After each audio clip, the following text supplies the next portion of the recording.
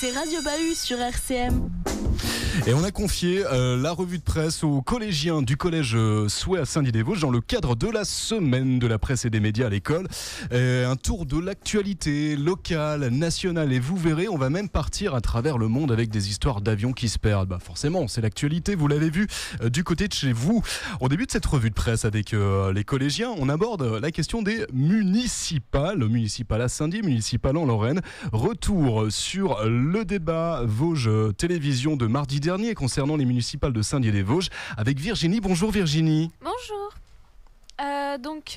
Dans le journal Vosges Matin du mercredi 26 mars, j'ai lu que le retrait du Véronique Kerr a permis un face-à-face entre David Valence et Serge Vincent sur le plateau de Vosges Télévision.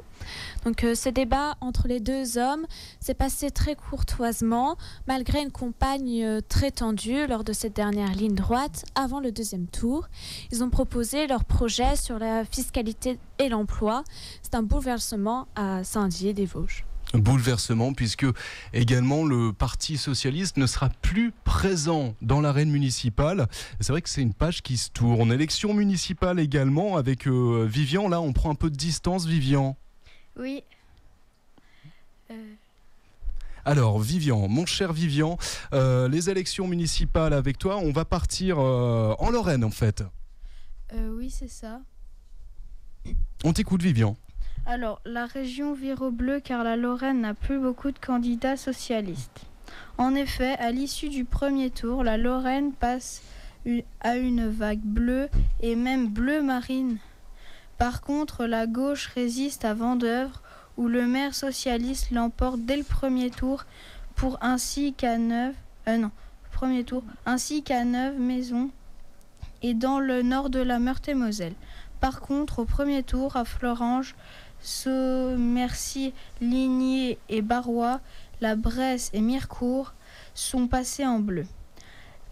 Peut-être qu'à la suite du deuxième tour, Thionville, Bar-le-Duc ou Saint-Dié le deviendront aussi. À Épinal, le maire sortant UMP l'emporte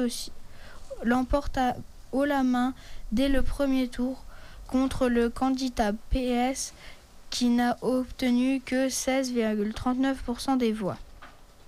Même en Moselle, à Metz, un jeune espoir UMP bat la liste PS.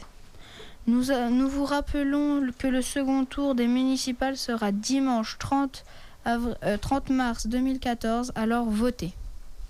Ben voilà, c'est un message également que nous fait passer Vivian. Faut aller voter ce dimanche où que vous habitiez. En tout cas, merci Virginie et Vivian. Merci. De rien. C'est Radio Bahut sur RCM.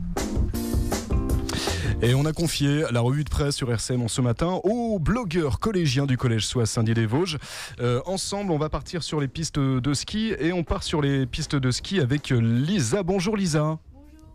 Alors Lisa, ton micro ouvert, c'est beaucoup mieux. Lisa, qu'est-ce qui se passe sur les pistes de la Bresse ? C'est la seule station des Vosges qui est restée ouverte. Et il commence à faire, on attend 18 degrés aujourd'hui par exemple en Déodacie et la Bresse est encore ouverte. Explique-nous pourquoi. La station de ski La Bressonnec est en passe de relever son pari. À moins d'une catastrophe, la station restera ouverte jusqu'au 30 mars prochain. Une belle prouesse parce que ces jours derniers, le mercure a souvent frôlé les 15 degrés. Malgré tout, la neige a tenu bon, même si elle se transformait au fil des journées. Néanmoins, les adeptes de la glisse n'ont pas eu trop à se plaindre. Avec le ciel bleu et le soleil, le skieur est souvent plus tolérant. Sur les sommets, c'est la neige qui s'est invitée ces derniers jours. Une aubaine, peut-être pas pour qu'une couche s'installe, mais pour apporter un coup de blanc, ça devrait être suffisant. Ce ne sont pas les derniers clients qui sauveront une saison délicate avec près de 30% de chiffre d'affaires en moins que l'an passé. Mais pas question pour la station de priver les skieurs d'une quinzaine de pistes ouvertes pour une dernière sortie à la neige. Il faut en profiter. Alors attention, si vous venez de l'autre bout de la Lorraine, sur la route, il ne faut pas non plus faire des bêtises. En tout cas, merci Lisa pour cet éclairage. Pourquoi il ne faut pas faire de bêtises sur la route ? Parce qu'en plus des radars fixes, je crois qu'il y a des nouveaux radars, Flavie, et ça a plutôt bien fonctionné. Depuis mars dernier, des radars mobiles installés dans des véhicules banalisés photographient toutes les voitures en excès de vitesse qui les dépassent. À partir de lundi, une nouvelle génération de ces radars contrôlera aussi les véhicules qui arrivent en face. 80 voitures banalisées de police et de gendarmerie équipées de radars circulent sur les routes françaises. D'ici à la fin de l'année et 200 d'ici à la fin de l'année 2014, 19 départements sont concernés. Il sera difficile d'échapper à ces radars mobiles qui flasheront dès lundi les voitures qui les dépassent et celles qui les croisent. Avec une marge d'erreur de 10 km/h, nos automobilistes ne seront donc verbalisés que s'ils roulent à plus de 61 km/h en ville, 91 km/h sur les périphériques et 146 km/h sur autoroute. Bon, meilleure des solutions d'échapper au radar, finalement, c'est de respecter les limitations. C'est simple comme bonjour. Merci Flavie. Puis on reste avec les voitures. Évidemment, pour rouler les voitures, il faut du carburant. Encore faut-il qu'il y en ait dans la station. On en parle avec Léontine. Bonjour Léontine. Alors, dans les Vosges, un camion spécialisé dans le vol de carburant sur poids lourd a été arrêté. C'était un camion frigorifique qui était en fait voleur de carburant. Il pouvait prendre jusqu'à 2000 litres et en 5 minutes, il récoltait 900 litres. Il a été arrêté sur l'aire de Sandocourt, puis détruit sur la A31. Et ça s'est passé dans les Vosges, près de Châtenois, il me semble. Merci Léontine, merci Flavie, merci Lisa, merci toutes les trois. De rien. C'est Radio Bahus sur RCM. Et puis on a avec nous les collégiens du collège Souet de Saint-Dié-des-Vosges. On leur a confié la revue de presse, une revue d'actualité de la semaine. On va parler de sport. Avec notamment Tom et Mao. Bonjour tous les deux. Bonjour. On va commencer avec Mao. Mao nous emmène dans l'enfer du foot avec Karim Benzema. De quoi on parle, Mao ? De Karim Benzema, de son doublé lors du Classico lundi soir. Alors, raconte-nous ça. Alors, Karim Benzema, qui est un joueur très en forme depuis le début de l'année, il a fait un doublé lors du Classico de lundi soir. Il a longtemps été houspillé pour son inefficacité. Et là, il a prouvé à ses entraîneurs qu'il était vraiment l'attaquant qu'on attendait depuis plusieurs années. Il a mis 29 buts en toutes compétitions confondues depuis le début de la saison. Il a mis 19 buts en 65 sélections. Et il a été décisif à 14 reprises lors des 19 matchs qu'il a disputés depuis janvier. Et ce rythme lui permet d'être le meilleur joueur du Real de Madrid en 2014. Et les déclarations de Didier Deschamps sont: Karim a toujours eu un potentiel important. Il l'a plus ou moins exprimé. Il est dans une condition athlétique très bonne. Il est en pleine confiance et a retrouvé son efficacité devant le but, a notamment expliqué le sélectionneur.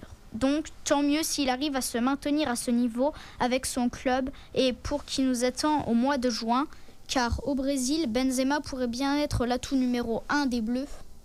Une affaire à suivre, donc Mao, fan de foot, hein. Oui. Ah, ça se sent, hein. Ça se sent. On reste avec un joueur de foot, tu le connais probablement, Mao, David Beckham, t'en penses quoi, tiens, au passage ? Bon, il est bon, c'est un bon joueur. C'est un bon joueur. Et puis David Beckham qui a fait un peu l'actualité dans les Vosges, Tom. Oui, parce que il a commandé des meubles à Néo-Siège. C'est une entreprise qui se situe à Neufchâteau. Elle fabrique des chaises qui sont vendues et distribuées dans les écoles de région parisienne pour toutes les tailles de 2 ans à 5 ans. Mais oui, du coup, aussi au célèbre joueur de foot David Beckham, qui en a commandé plusieurs meubles et chaises pour son domicile. Et c'est tout. Eh ben, c'est déjà pas mal. Merci Tom, merci Mao. Merci, de rien. C'est Radio Bahus sur RCM.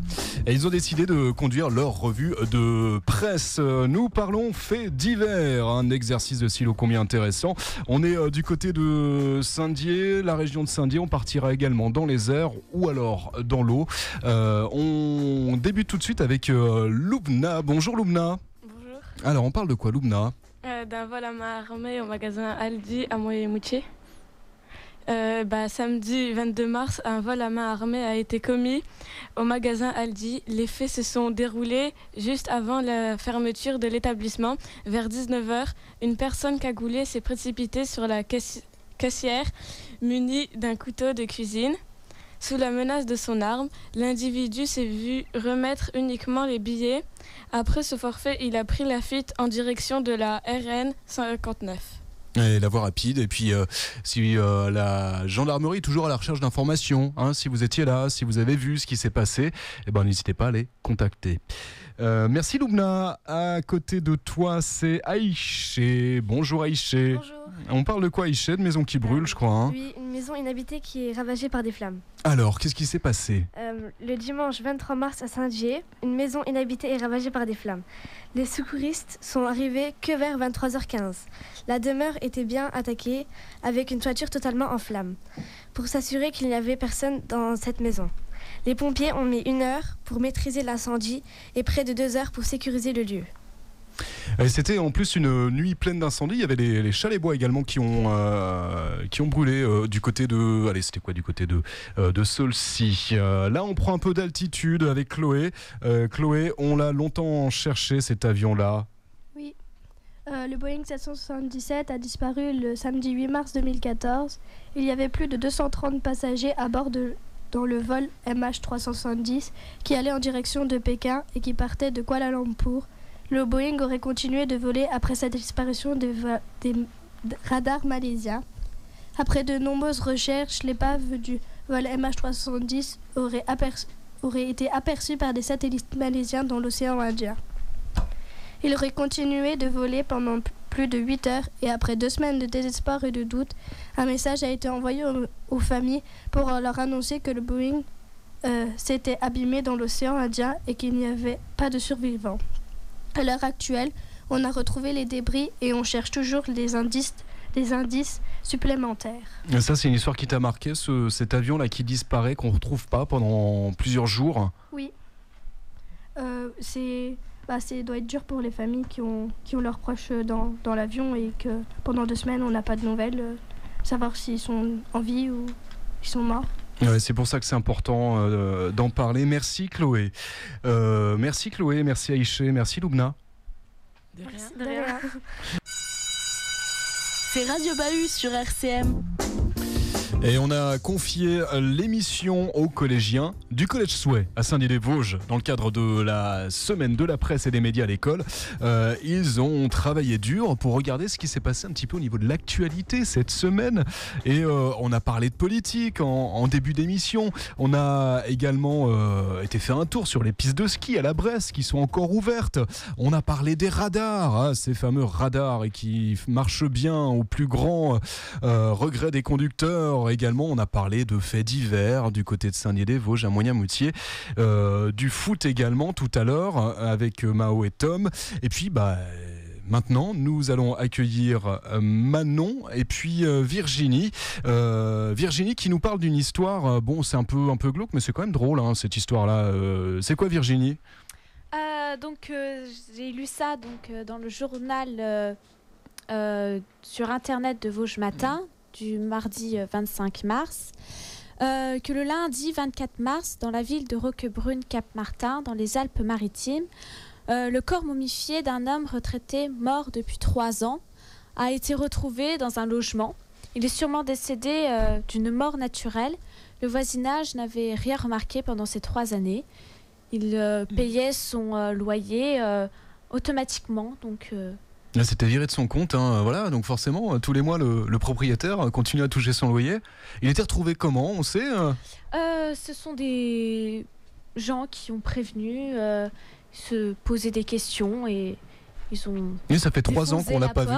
Ils ont vu que il était décédé. Et donc momifié chez lui pendant 3 ans, on n'avait pas de nouvelles de cette personne-là. Voilà une info étonnante, Virginie.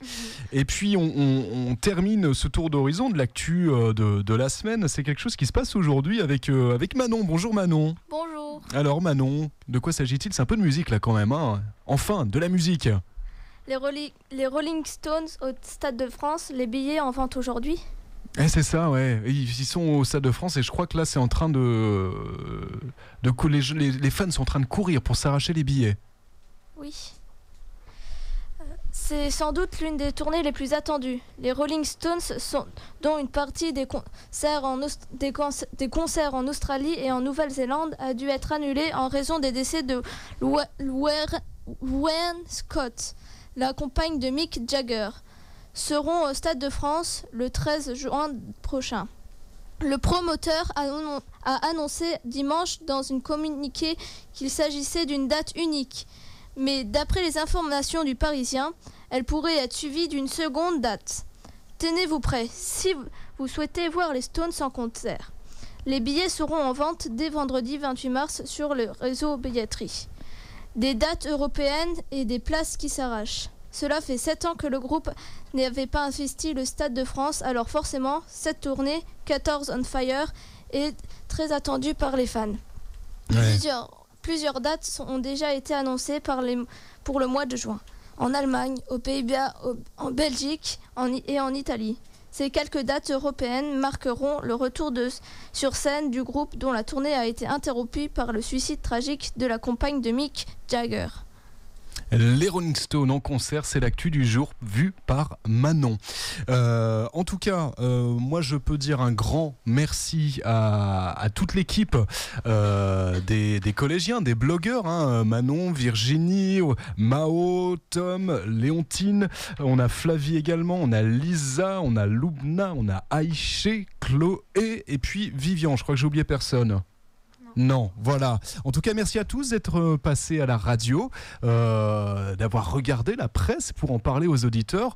C'était un moment plutôt agréable. Oui. Et voilà, ils disent oui, encore. S'ils m'avaient dit non, là, ça aurait été un petit peu plus compliqué.